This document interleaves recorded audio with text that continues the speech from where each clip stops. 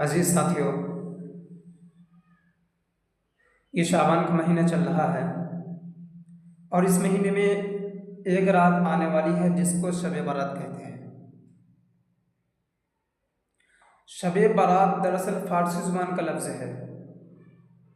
برات کے معنی ہے بری ہونے کے اور شب کے معنی ہے رات، چونکہ اس رات میں لوگوں کی مغفرت کی جاتی ہے اور جہنم سے بری ہونے کا فیصلہ کیا جاتا ہے، اس لیے قدیم زمانے سے اس کا نام شب برات پڑ گیا۔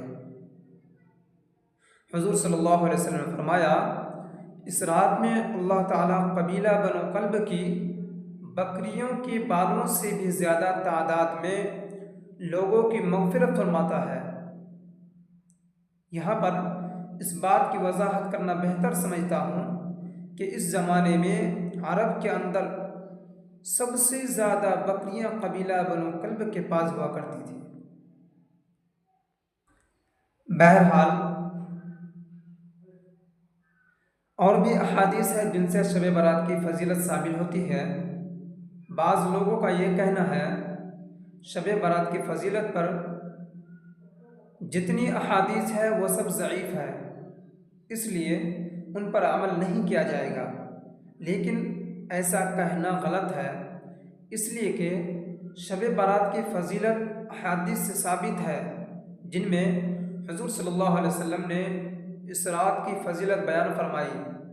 بے شک احادیث سند کے اعتبار سے کچھ کمزور ہے، لیکن محدثین اور فقہا کا یہ فیصلہ ہے کہ فضائل میں ضعیف احادیث پر بھی عمل کیا جا سکتا ہے۔ خیر القرون یعنی صحابہ کرام کا دور، تابعین کا دور اور تبع تابعین کا دور، اس میں بھی اس رات کی فضیلت سے فائدہ اٹھانے کا اہتمام کیا جاتا رہا۔ لوگ اس رات کے اندر عبادت کا خصوصی اہتمام کرتے تھے۔ صحیح بات یہ ہے کہ یہ فضیلت والی رات ہے۔ اس رات میں جاگنا اور عبادت کرنا اجر و ثواب ہے اور اس کی خصوصی اہمیت ہے۔ شب برات کو عام طور سے لوگ تہوار سمجھتے ہیں اور نئے کپڑے سلواتے ہیں، جو کہ بالکل غلط ہے۔ حضور صلی اللہ علیہ وسلم نے فرمایا، مسلمانوں کے لیے دو عید ہے، ایک عید الفطر، دوسری عید الاضحیٰ۔ ان کے علاوہ اسلام میں نہ تیسری عید تھی، نہ ہے، نہ ہوگی۔ اس موقع پر چونکہ تہوار سمجھا جاتا ہے تو بہت سے مسلمان نئے کپڑے سلواتے ہیں، یہ بھی غلط ہے۔ خاص شب برات پر نئے کپڑے سلوانا یہ قرآن و حدیث سے ثابت نہیں، اس لیے نئے کپڑے سلوانے سے پرہیز کرے اور دین میں نئی بات پیدا کرنے سے پرہیز فرمائے۔ اور دوسری بات، آج کل سوشل میڈیا پر ایک ڈیجیٹل معافی نامہ چل رہا ہے، تو یاد رکھیے جس کو ہم نے ستایا ہو یا جس کا ہمارے اوپر حق ہو تو اس سے باقاعدہ ملاقات کر کے معافی مانگنی چاہیے۔ ہمارے رشتہ داروں میں نہ جانے کتنے لوگ ہیں جن سے ہمارا آپس میں لڑائی جھگڑا ہے، ہم لوگ ان سے تو معافی نہیں مانگتے، اور جن لوگوں کو ہم جانتے بھی نہیں ان کو سوشل میڈیا پر ہم لوگ معافی نامہ بھیج رہے ہیں۔ یہ بات عقل میں آنے والی نہیں۔ معافی نامہ بھیجنے سے بہتر ہے کہ جن لوگوں کو ہمارے ذریعے سے نقصان ہوا ہے ان سے بذات خود ملاقات کر کے معافی مانگے۔ اسی طرح شب برات کے تعلق سے ایک حدیث عوام میں مشہور ہے کہ شب برات سے اگلے دن کا روزہ رکھنے سے ایک حج کا ثواب، 2 سال کے گناہ معاف، اور یہ بات جو دوسروں کو بتائے اس کے 80 سال کے گناہ معاف۔ یہ حدیث ان الفاظ کے ساتھ میں کسی بھی معتبر سند کے ساتھ سے ثابت نہیں ہے۔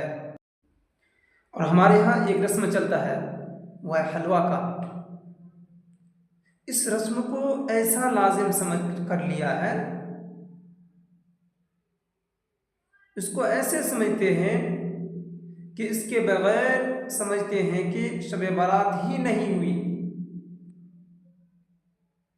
فرائض واجبات کے ترک پر اتنا افسوس نہیں ہوتا جتنا حلوہ نہ پکانے پر ہوتا ہے، اور جو شخص نہیں پکاتا اسے کنجوس سمجھا جاتا ہے، بخیل کہتے ہیں، اور طرح طرح کے نہ جانے کیا کیا باتیں کہتے ہیں۔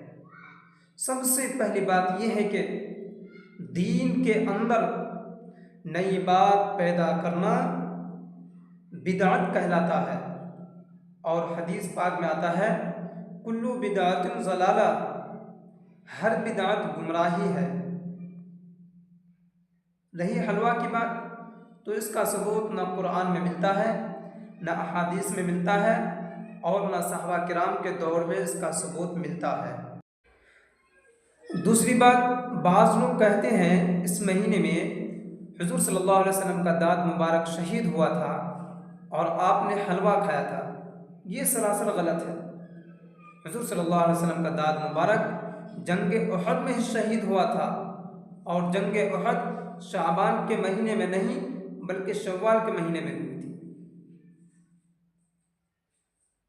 ہمارے یہاں پر جتنا شب برات کے موقع پر قبرستان جانے کا اہتمام کیا جاتا ہے، شاید ہی کسی اور موقع پر کیا جاتا ہے۔ حالانکہ علماء کرام نے لکھا ہے کہ ہفتہ میں ایک دن تو قبرستان چلے ہی جانا چاہیے۔ اس کے باوجود ہمارے یہاں پر ہفتہ میں جانے کا اہتمام نہیں۔ بہرحال عرض یہ کرنا ہے کہ شریعت نے جس کام کا جو درجہ رکھا ہے اس کو اسی درجہ میں رکھنا چاہیے، نہ گھٹانے کی اجازت ہے اور نہ ہی بڑھانے کی اجازت ہے۔ شب برات کے موقع پر حضور صلی اللہ علیہ وسلم سے قبرستان جانا پوری زندگی میں صرف ایک مرتبہ ثابت ہے۔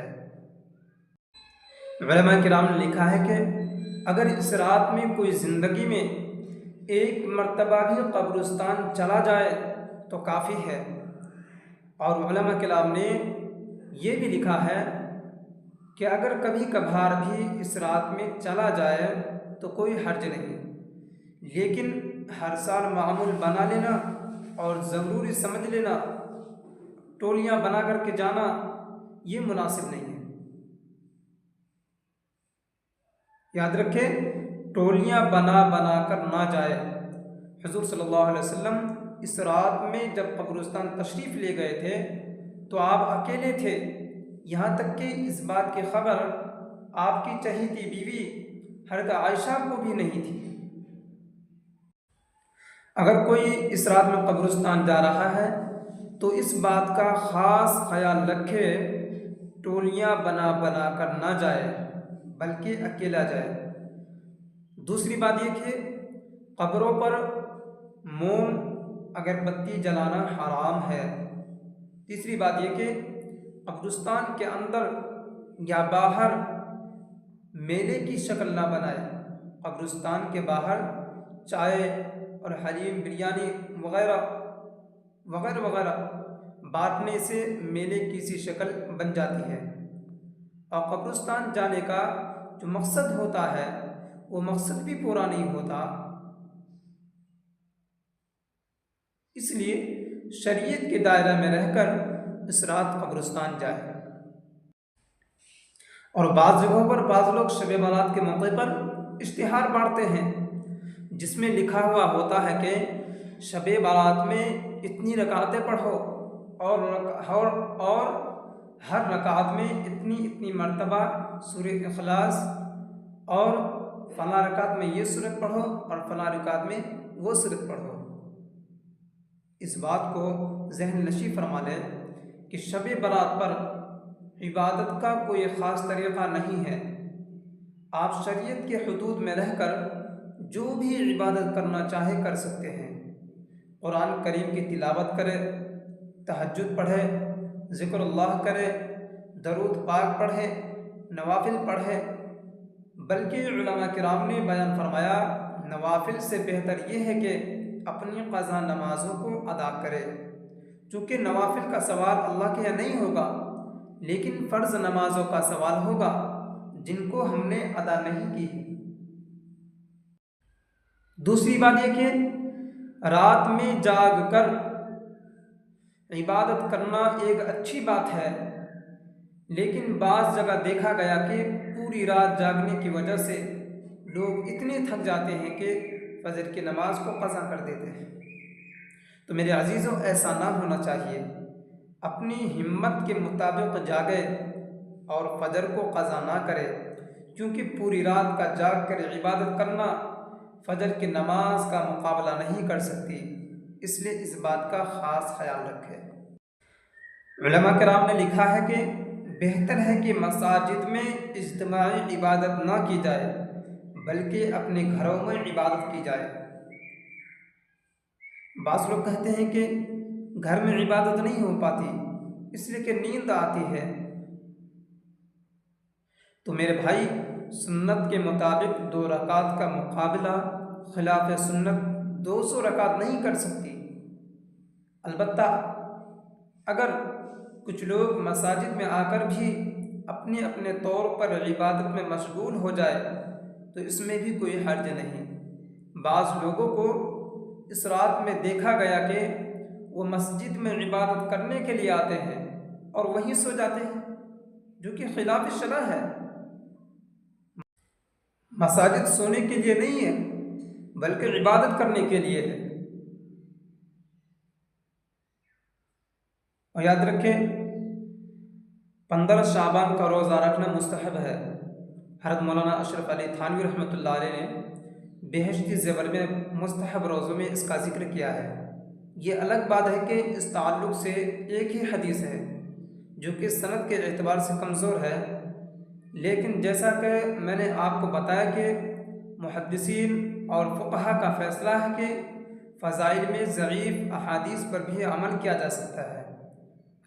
دوسری بات، ایام بیض یعنی چاند کی 13ویں، 14ویں، 15ویں رات کو اکثر ہر مہینے حضور صلی اللہ علیہ وسلم کا روزے رکھنے کا معمول تھا۔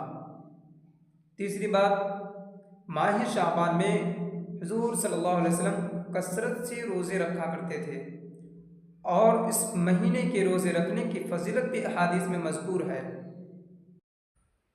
لہٰذا کوشش اس بات کی کریں کہ اگر پورے مہینے کثرت سے روزے نہ رکھ سکے تو کم از کم ایام بیض یعنی 13، 14 اور 15 کا روزے رکھ ہی لے۔ البتہ اگر کوئی صرف 15ویں شعبان کا ہی روزہ رکھ لے تو وہ بھی مستحب روزوں میں شمار ہوگا، اور اگر کوئی نہیں رکھتا تو اس پر نکیر درست نہیں۔ اور شب برات کے دن بہت ساری جگہ الگ الگ طرح طرح کے خرافات کرتے ہیں۔ شب برات پر ہمارے بچے آتش بازی کرتے ہیں، پٹاخے وغیرہ چھڑاتے ہیں، نوجوان اپنی موٹر سائیکل لے کر سڑکوں پر نکل جاتے ہیں۔ بعض جگہ چائے کی دکانیں فل ہو جاتی ہے۔ میرے عزیزوں، یہ رات اللہ نے عبادت کرنے کے لیے بنائی ہے، نہ کہ ان فضول کاموں کے لیے۔ نوجوانوں سے درخواست کرتا ہوں کہ اس رات میں عبادت کرے، اللہ سے توبہ و استغفار کرے